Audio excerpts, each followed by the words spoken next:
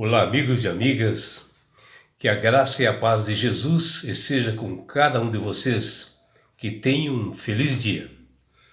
Vamos estudar a lição e hoje, domingo 19 de fevereiro, a lição 8 ela tem como título O que é importante em primeiro lugar?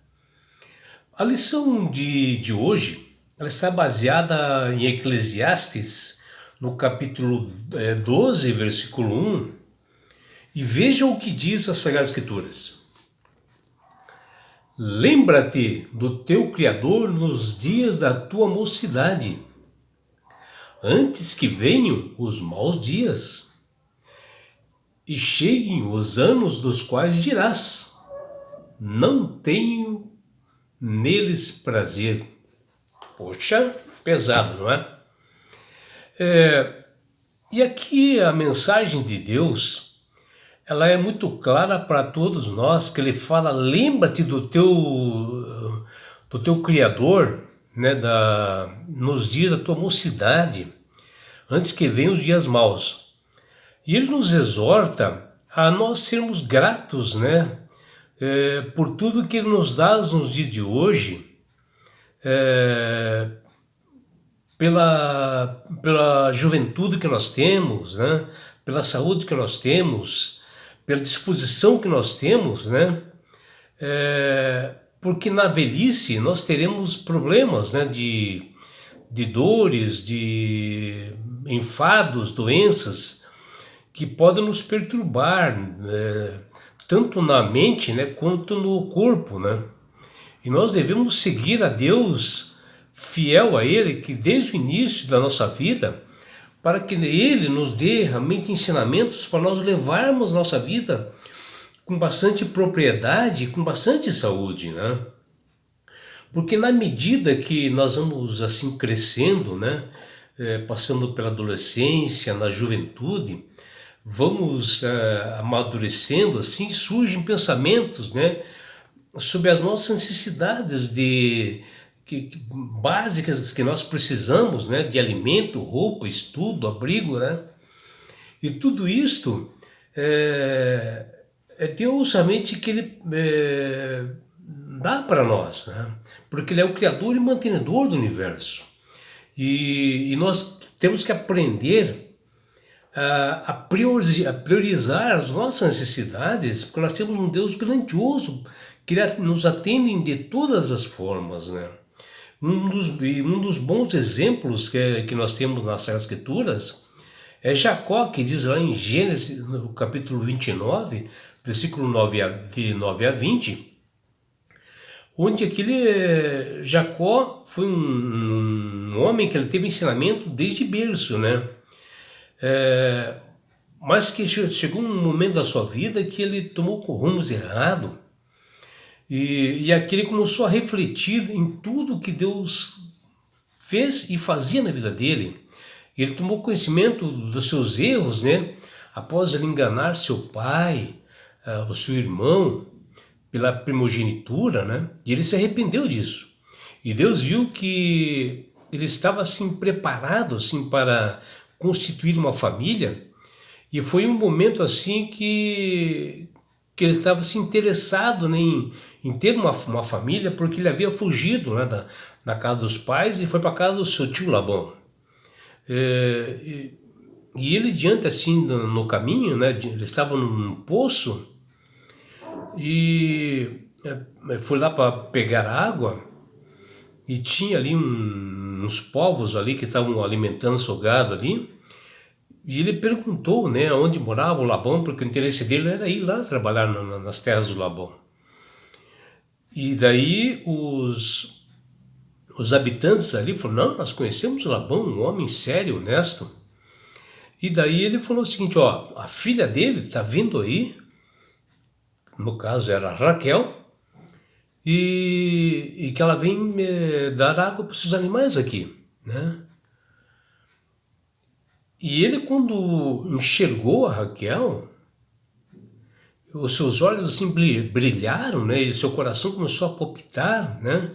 Porque ele enxergou ali a mulher da sua vida.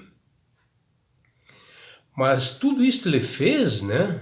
E aconteceu porque ele colocou uma coisa importante na vida das pessoas, é colocar Deus em primeiro lugar, né? E Deus foi conduzindo a vida dele da melhor forma possível, né? Porque para um casamento também você tem que se planejar em tudo. Quanto que você vai gastar no seu lar, você tem que fazer um planejamento financeiro, né? E no caso de Jacó, ele já começou a trabalhar, começou a procurar emprego na casa do seu tio para que ele pudesse realmente casar com a mulher da sua vida, que era Raquel, e que acabou acontecendo 7 anos depois. Tudo porque ele teve uma aliança com Deus e priorizou Deus na vida dele, né?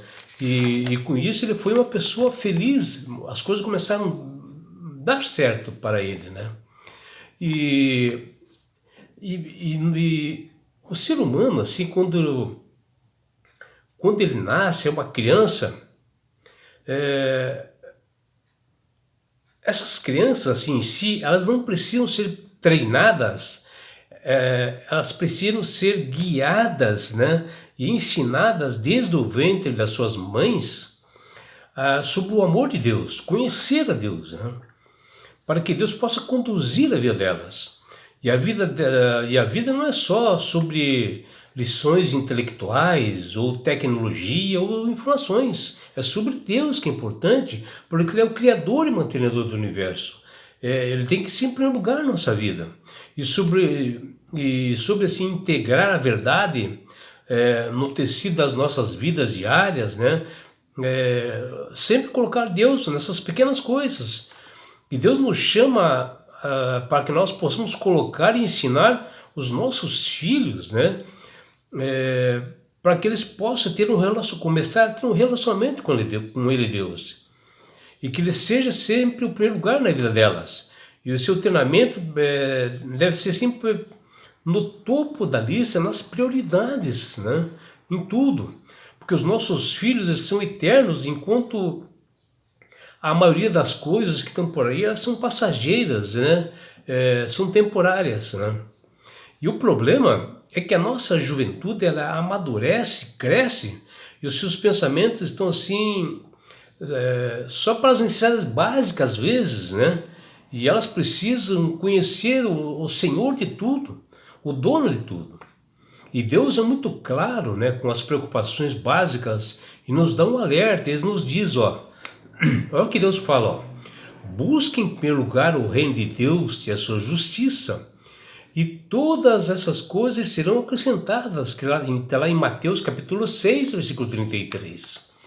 E aqui Deus fala, e que é bem claro, que Ele deve ser o primeiro lugar na nossa vida, em tudo, que nós devemos fazer a vontade e seu querer.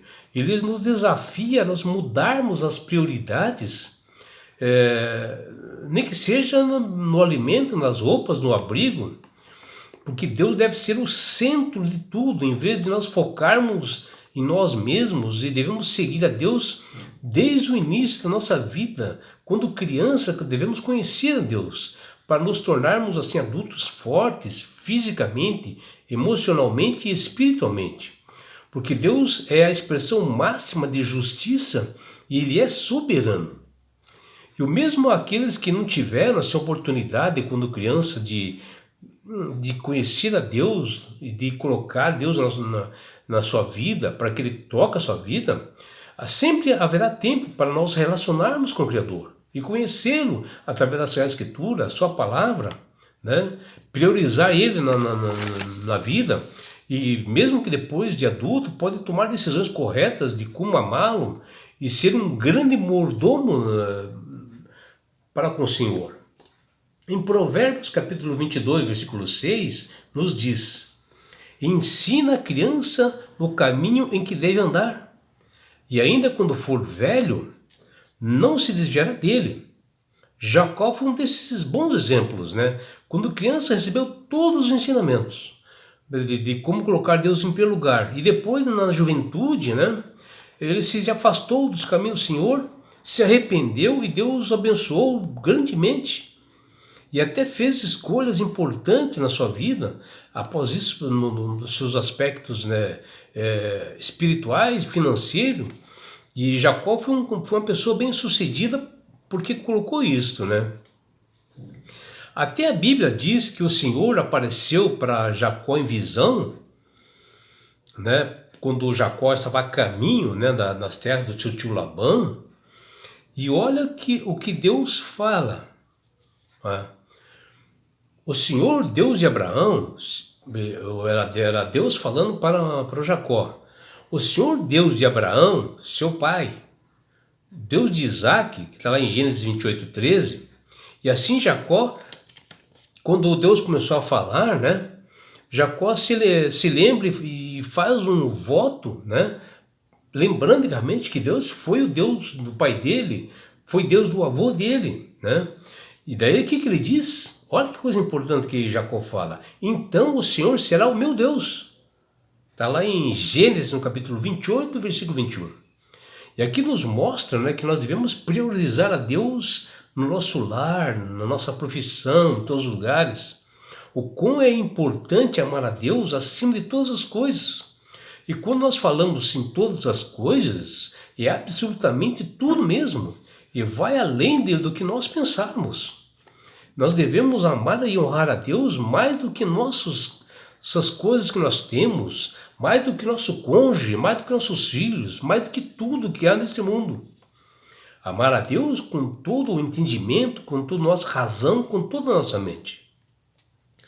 Por isso que em Eclesiastes capítulo 12, versículo 1, que nós vimos, que diz: lembra-te do teu Criador nos dias da tua mocidade, antes que venham os dias maus e cheguem os anos das quais dirás, não tenho neles prazer. E aqui Salomão, que foi o autor dessa frase, ele nos aconselha a nós buscarmos a Deus enquanto ainda nós podemos encontrar, ainda que a morte possa fechar nossos olhos e nós não temos mais oportunidade. Ou quando nós estaremos velhos, né, acamados, com doenças, sem disposição física e mental para seguir a Deus, porque não sabemos o dia da manhã. E o Senhor Deus promete abençoar a todo aquele que nele confia e se refugia nele.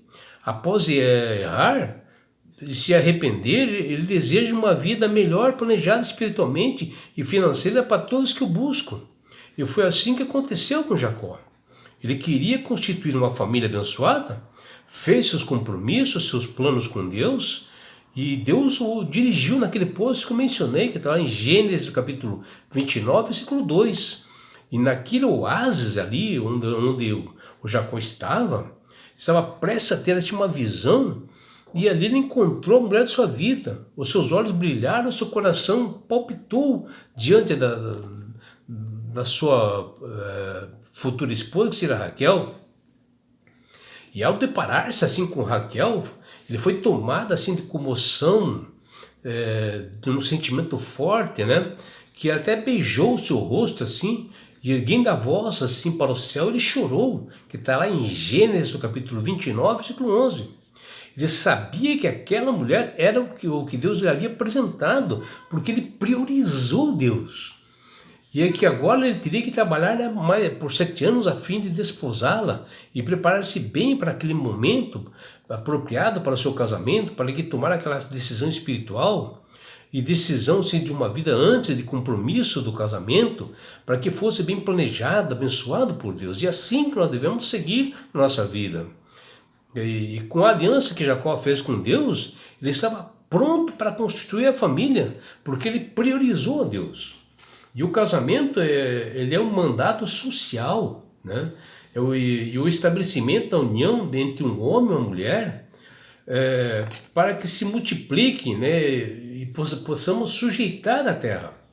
Mas requer cuidados, né? de todos nós, para nós sabermos qual é o futuro cônjuge, qual a mulher que nós queremos para a nossa vida. Nós temos que priorizar a Deus para que Ele nos mostre algumas mulheres que nós vamos escolher. E para que você possa ter assim, um planejamento, né, para essa união dar certo, e isso requer responsabilidade de cada um.